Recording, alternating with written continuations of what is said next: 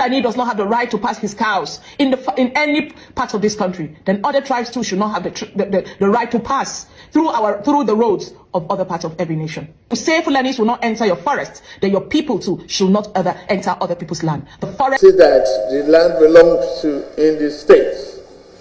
Whichever one they can salvage, come back to livestock village or others village. Let us stop this,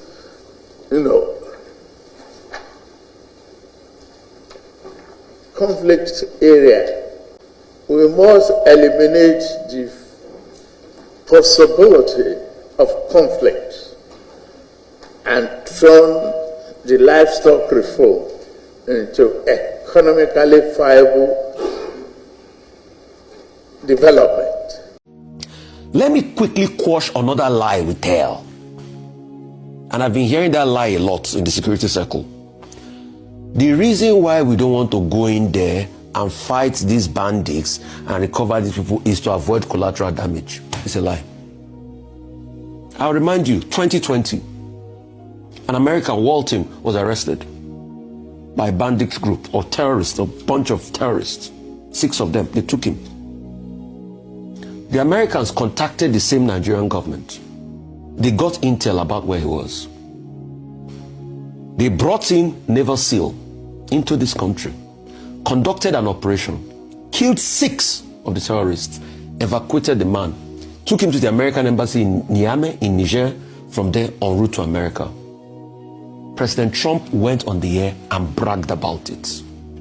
Yeah, thank you very much for this question.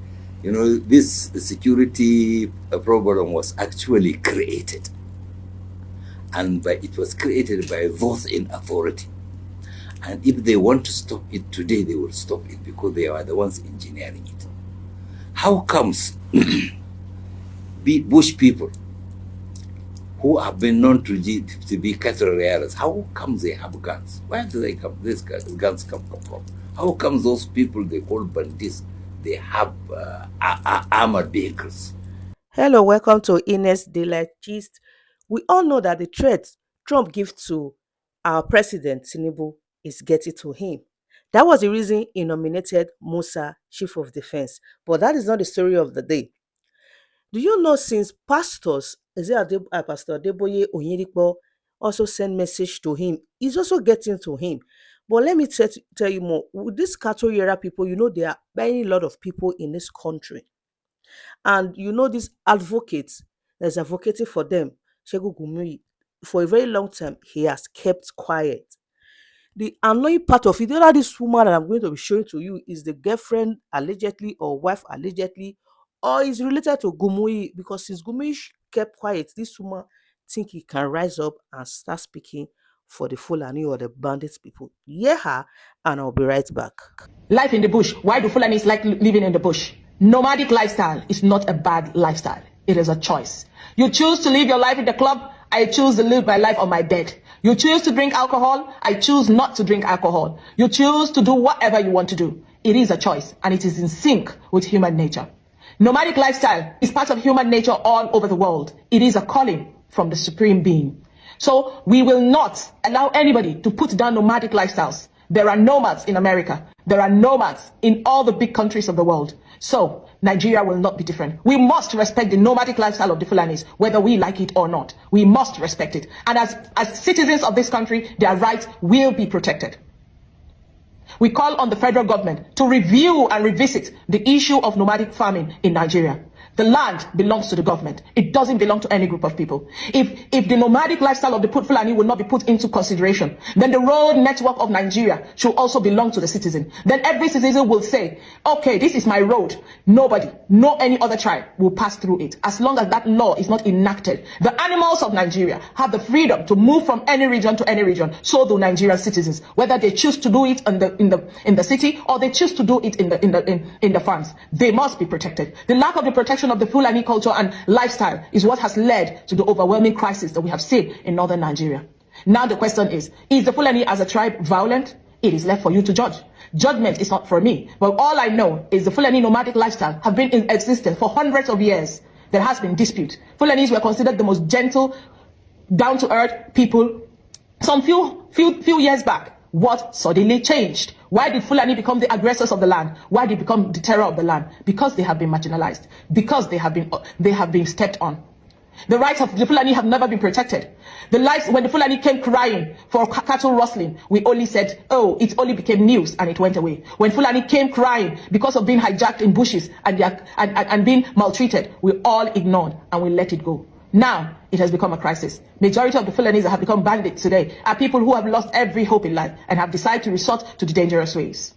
I will say it clearly. If a Fulani does not have the right to pass his cows in any part of this country, then other tribes too should not have the right to pass through the roads of other parts of every nation.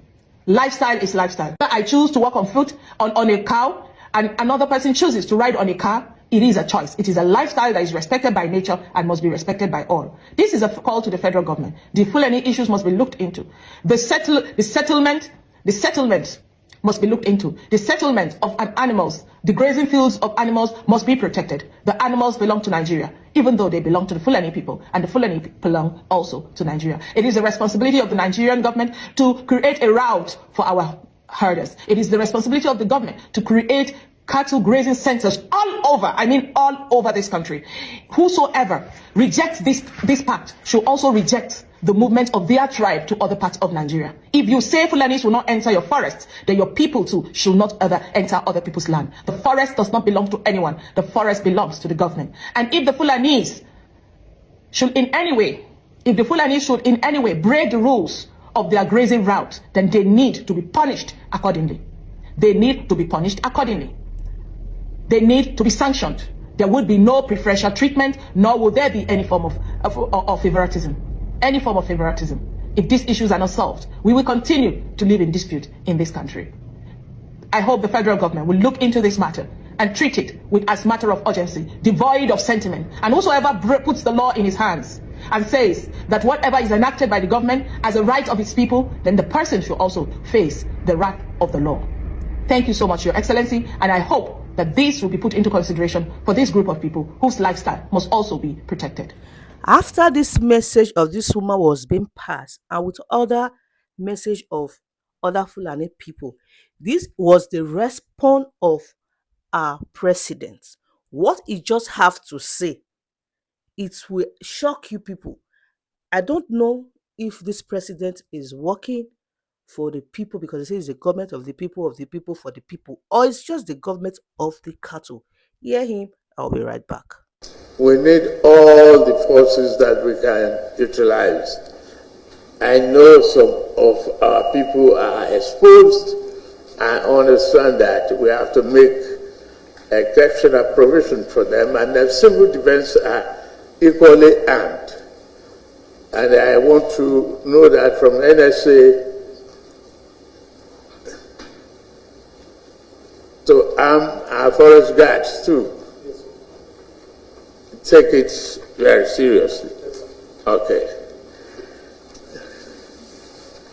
Again, especially livestock reform, I think the Vice President should get the neck, first of all, to see which village or grazing reserves that can be salvaged or rehabilitated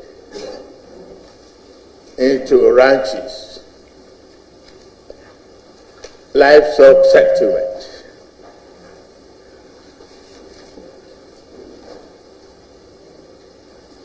We must eliminate the possibility of conflict and turn the livestock reform into economically viable development. The opportunity is there.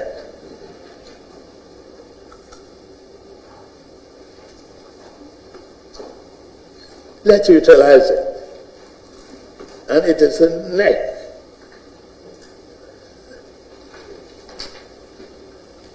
If we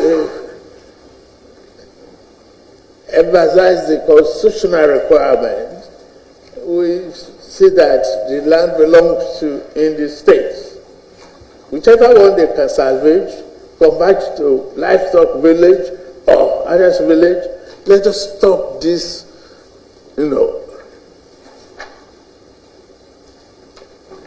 conflict area and turn it to economic opportunity and prosperity. Thank you very much. This is for you. If you listen to his last word, it's a conflict area. We'll turn it to economic and prosperous area. Don't really know. For you to just carry all these people, put them for one place, light them. You are telling me, well, let me not deliberate more on our president. What do you people think on what your president just said on this video? Please keep your thoughts on the comment section below. I want to use the opportunity to say thank you to those people who has been following me from day one on this YouTube channel. And please don't forget to keep subscribing, liking, and sharing my content. God bless you. But let's dive on to the next video. Rufai Osei, the reporter on Channel TV, just hear him what he has to say, because the video is going to expose our president or government why they don't want to stop this cattle era of bandits. Let me quickly quash another lie we tell. And I've been hearing that lie a lot in the security circle. The reason why we don't want to go in there and fight these bandits and recover these people is to avoid collateral damage. It's a lie. I'll remind you, 2020, an American Walton was arrested by a bandits group or terrorists, a bunch of terrorists. 6 of them, they took him. The Americans contacted the same Nigerian government. They got intel about where he was. They brought in Naval SEAL into this country, conducted an operation, killed 6 of the terrorists, evacuated the man, took him to the American embassy in Niamey in Niger, from there en route to America. President Trump went on the air and bragged about it. Our own, we never see the bandits being killed in the rescue. You heard what Professor Bolaji Akinyemi said that day. When we did everything and were ready for the Americans to be able to fight Boko Haram, all of a sudden, as regards the Chibok girls, we saw that the gas masks, terrorists were already wearing them. The gas masks they were supposed to get. So who is doing the infiltration? And this pattern is repetitive. The question is, when next will it happen? And when it happens next, it's still going to be the same modus operandi. The government will never hear that in a rescue operation, they get these people killed. Every effort to get these people killed, they stop it. President Buhari, the first thing he did when he came into power was he stopped that agreement that the Jonathan government had with mercenaries. So you see, while we deceive ourselves with the false illusion that yes, they are back home, what were the terms and conditions? What did we lose? We lost the fear of the state, because the state is supposed to have the autonomy of violence. If there's any non-state actors that has more violence than the state, then go back to section 14, subsection 2. The protection and the security is hampered. Then what happens? The state has broken a social contract with the people. And I have a premise to call for the resignation of the president. So I think I've made that point clear. So while we celebrate, yes, but there's also shame. Just hear what the reporter has to say, of which I am 100% believe that our president, government, they are compromised. But without further more ado, I want us to listen to this. Is it Alaji? What he has to say. How did they bandit? How do they get guns? Who further them if it's not our? Just listen to it. And I'll be right back. I don't want to put words in anybody's mouth. Yeah, thank you very much for this question. You know, this security problem was actually created. And it was created by those in authority. And if they want to stop it today, they will stop it because they are the ones engineering it. How comes Bush people who have been known to be cattle rearers, how comes they have guns? Where do they come? These guns come from? How comes those people they call bandits they have armored vehicles, including tankers, in the bush, and they call them terrorists or enemies. How come they have this? If it is in Maiduguri, where did the tankers pass? Is this they came from the earth or they came through? Where did they get the tankers? You have to ever know, every sane person know that the authorities are behind this insecurity. If they want to stop it today, they can stop it. All right. Now, by inviting those who are perpetrators of this, yeah, they will make it more aggressive. They are inviting the U.S., which is very clearly it is behind all these so-called terrorist organizations. It is behind. U.S. created Boko Haram. The U.S. is funding Boko Haram. U.S. creates what they call ISWA. They created ISIS. They created Daesh. They confess it openly. All right. I don't need to give you proof because they have said it themselves. They are behind it.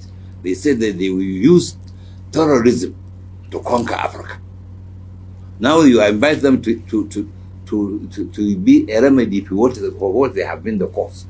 What do you expect? Mass killing of most innocent people. All right, and they will come not for security but to steal our resources. You see them in where there is gold, oil, gas, and other resources. You will see them there. That's where the security problem is, and that's where they will protect Christians. They will protect Christians in Zamfara and Katsina, where there is gold. You see them there protecting Christians. They will protect Christians in extreme northeast, where there are rare earths. You know, they come for that, and they will create havoc. So if the government wants this insecurity to stop today, they will stop it because they are the ones doing it. No fool nobody can, unless you want to be a fool. You have to understand that the Nigerian government is behind all this insecurity, previous and present. What this allergy is trying to say is that somebody that caused sickness and you want to meet that person to heal you, do you think, and you know that that sickness is going to pay him a lot of money when you keep coming to his clinic, do you think he's just going to heal you once? He would not give you the right remedy. He's going to give you the wrong remedy for you to get sick and start coming to the clinic more and more. That is what I can see on this video. Without further more ado, guys, I would like to leave you with your thoughts and with your judgment on our president Tinubu. Do you think he's doing the right thing as a president, supporting and telling the cattle rearer, the country or the states they have to rear their cows? Or do you believe this, what he just said, is going to come to pass? Or is it because of the threat of Donald Trump that is getting to him? He just wants to say something at this moment so that Donald Trump can keep calm, and at the long line, the bandits can still rise up again. Until we meet again, never you forget we are the light of the world. Thank you. Bye.